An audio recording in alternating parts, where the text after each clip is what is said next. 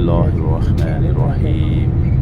الحمدللہ آج 18 رمضان 1445 ہجری کو مکہ المکرمہ سے مدینہ منورہ کے لیے ہم روانہ ہو چکے ہیں، اور یہ جو آپ دیکھ رہے ہیں یہ مکہ شہر کا آؤٹسکرٹس ہے، باہر کا حصہ ہے۔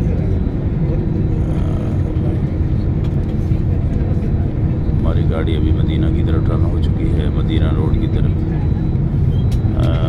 مکہ سے مدینہ کا سفر 450 کلومیٹر کو طے کرنا ہوتا ہے، اور اب ہم جو یہاں سے روانہ ہوئے ہیں ظہر کی نماز پڑھ کر کے 2 بجے روانہ ہونا تھا، لیکن کسی وجہ سے آدھا گھنٹہ تاخیر ہوئی ہے، 2:30 بجے ہم روانہ ہوئے ہیں، اور انشاءاللہ شام کو ہم مدینہ منورہ پہنچ جائیں گے۔ اللہ تبارک و تعالیٰ سے دعا ہے کہ خواہش رکھنے والوں کو حرمین شریفین کی زیارت کا شرف